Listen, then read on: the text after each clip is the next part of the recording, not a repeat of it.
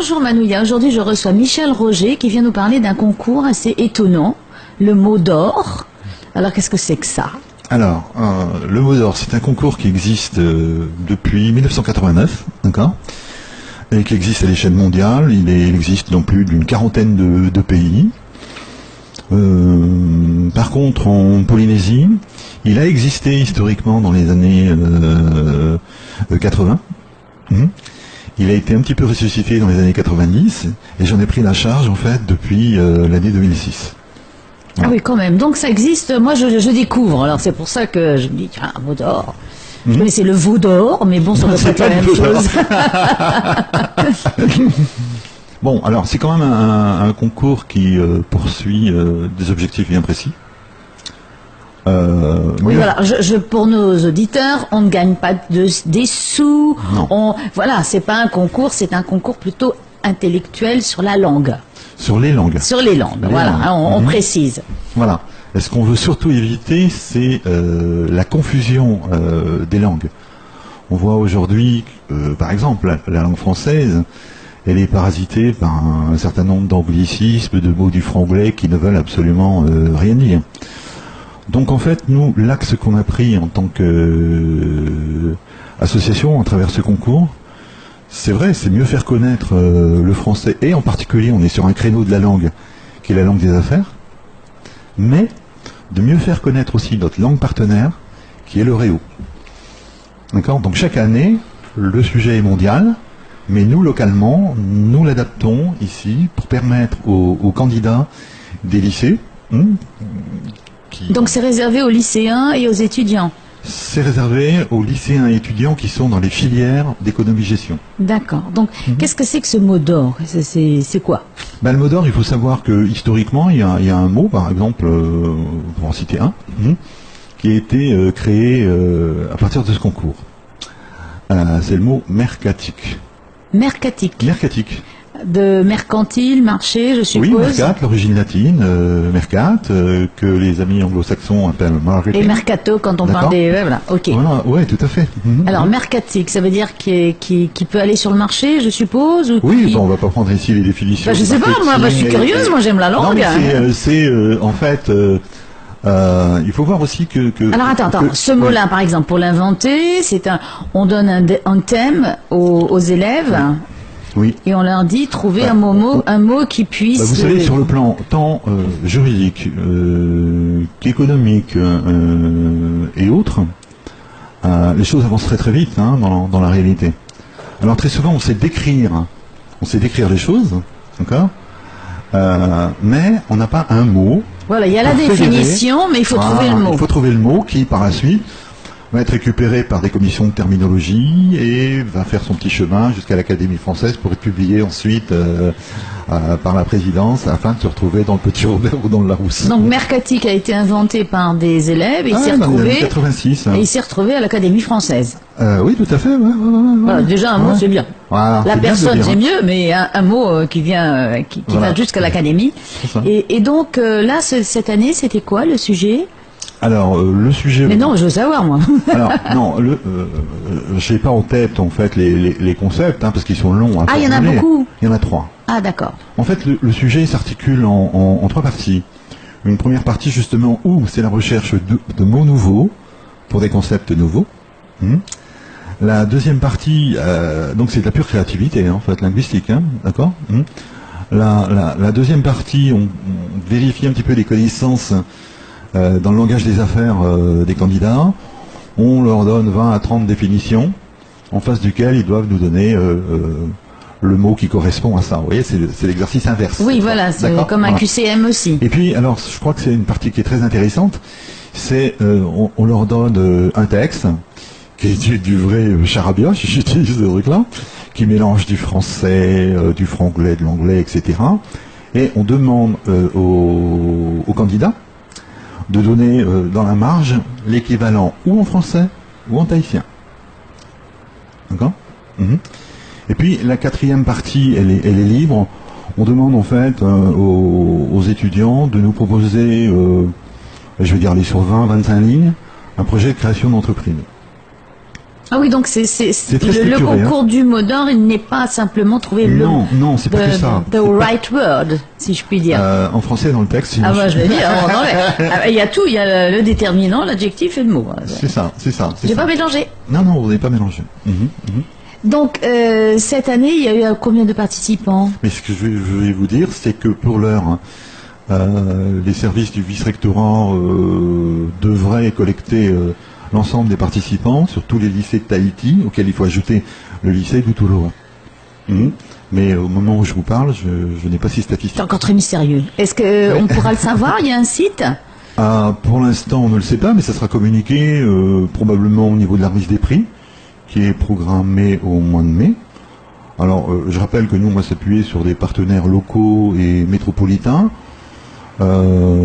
pour honorer en fait les meilleurs du concours dans une remise des prix un petit peu solennelle en fait fin mai, sachant déjà que le lauréat du concours en Polynésie se voit offrir un billet d'avion et un séjour d'études de 10 jours sur Paris. C'est un beau cadeau. Oui, c'est un beau cadeau. Oui. Et il y sera là-bas sur Paris en fait en mars 2019, d'accord, où il va rejoindre tous ceux qui, comme lui, ont la langue française en commun. Donc le concours s'est organisé au Mexique, à Madagascar, en Chine ou ailleurs. Donc tous les lauréats sont regroupés, c'est pris en charge par notre association APFA au niveau Paris. Alors vas-y, parle-nous de cette association. Alors cette association APFA, donc j'ai évoqué déjà tout à l'heure les objectifs qu'elle poursuivait, mais elle a une multitude de cibles. Elle a en destination des médias, à destination du grand public et à destination des étudiants. Alors, l'APFA publie un certain nombre de brochures. Tu peux redonner le sigle association. APFA. Alors APFA, oui, c'est une association pour promouvoir le français des affaires. Et ce qui est pas mis derrière, c'est et des langues partenaires. D'accord. Voilà. Donc on publie, l'APFA publie une multitude de dépliants et autres. Parce que c'est national, international ou simplement disons, ici, c'est une antenne. Pardon? C'est une antenne. Hein. Ici, en fait, on a été créé une entité juridique sous forme d'association qui s'appelle l'APFA Polynésie. Voilà. Qui est reliée à l'APFA. Ce qui nous permet, nous, d'être des interlocuteurs reconnus par rapport, en fait, aux différentes institutions du territoire. Là, par exemple, je tiens effectivement à remercier ici tous ceux qui sont activés autour de la réussite du concours, et je pense en particulier au service officiel de la traduction et de l'interprétariat, qui a bien voulu, sur les bases d'un lexique qu'on leur a remis, nous traduire en tahitien 40 à 50 mots qui figurent dans le sujet. Parce que c'est d'autant plus compliqué que le tahitien n'a pas tous les mots en plus qui permettent. Il n'y a pas le mot d'or, ça c'est sûr, mais il manque encore pas mal de mots. C'est pour ça que les académies tahitiennes. Alors, on a aussi évidemment un site qui s'appelle www.apfa-asso.fr sur lequel vous trouvez une multitude de lexiques. Oui, qui peuvent aider les étudiants qui font des recherches. Je pense aussi aux enseignants de gestion, mais aussi aux enseignants d'anglais et aux enseignants de tahitien, puisque un de nos objectifs avait été atteint historiquement déjà, c'était de faire figurer sur le site 130 mots déjà du langage courant des affaires en tahitien. Oui, et qui aide, parce qu'on en a besoin. On va les enrichir cette année. Voilà. Ok. Et donc les étudiants parlent aussi bien le réo que le français? Disons que les étudiants, on leur propose ou de répondre ou en langue française ou en langue tahitienne. Et là, donc, on ne sait pas encore, donc tu viendras nous donner des renseignements. En tout cas, nous tiendrons en fait au moment de la remise des prix à honorer en fait le lauréat en valeur absolue du concours, mais aussi à honorer spécifiquement la meilleure contribution à la langue tahitienne. Et donc après, on pourra voir ça sur le site? Vous aurez tout ça sur le site, effectivement. C'est sûr qu'il y aura encore davantage de communication événementielle au moment de la remise des prix. Il faudra revenir nous voir pour nous dire, peut-être avec les lauréats. Mais pourquoi pas, oui, volontiers. Ouais. Bien, eh bien, merci Michel. Ah, merci.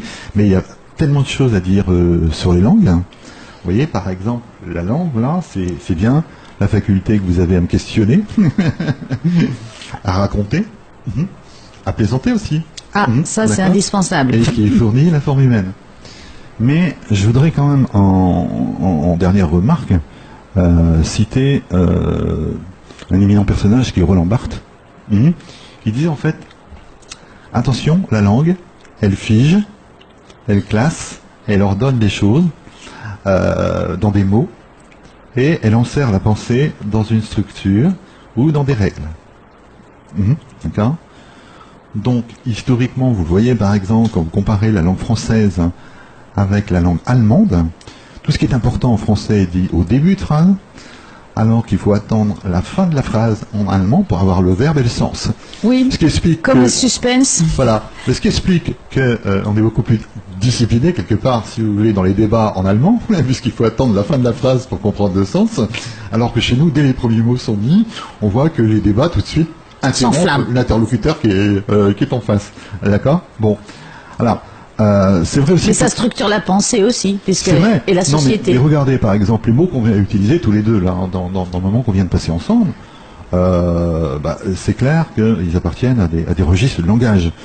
Les mots que j'ai utilisés de par en fait l'entretien avec vous, sans doute pas les mots que j'utilise quand je suis plus en votre présence. Donc il y a une multitude aussi de registres de langage. Et puis il faut voir parce qu'on a tellement de mots qui ont un sens, et des fois on ne se comprend pas avec son interlocuteur, parce que les mots prennent différents sens, en fait, selon les contextes dans lesquels ils sont prononcés. Tout à fait, et puis de toute façon, ça commence dès l'éducation avec les enfants, parce qu'on leur dit bien, ça tu peux le dire avec tes copains dans la cour de l'école, mais à la maison, ça ne se passe pas comme ça. Mais déjà, c'est déjà l'apprentissage des différents registres de langage. Vous voyez tout ça, là, le fait qu'il y ait des sens différents, la difficulté à faire de l'intercommunicabilité, fait que historiquement, il y a pas mal de gens qui ont cherché à établir des langages universels pour éviter les incompréhensions. Comme l'espéranto. Et je me suis amusé à écouter l'autre jour aussi un groupe musical qui a tenté de créer une langue universelle complètement spécifique. J'envoie donc les auditeurs à leur recherche. C'est le groupe Magma. Oui, Magma, ça dit bien ce que ça veut dire. C'est bien ce que ça veut dire, voilà. Et il y a même un chanteur italien, je crois, qui s'est tenté là-dessus, sur l'amorce d'un langage universel, Adriano Celentano. D'accord ? Bon. Mais écoute, c'est noté. On va aller se précipiter sur Internet. Mais après, il y a tous les enjeux, si vous voulez, des langues entre les langues véhiculaires, d'accord, et les langues vernaculaires. L'anglais est une langue véhiculaire, le français est une langue véhiculaire, d'accord. D'autres langues sont vernaculaires. En fait, certains, mauvaises langues, disent que une langue véhiculaire n'est ni plus ni moins qu'une langue vernaculaire qui a eu un statut politique. Eh bien, écoute, ça va être le mot de la fin parce ça devient très philosophique et donc on va se précipiter et on va réfléchir. Merci Michel. Merci pour ces mots échangés.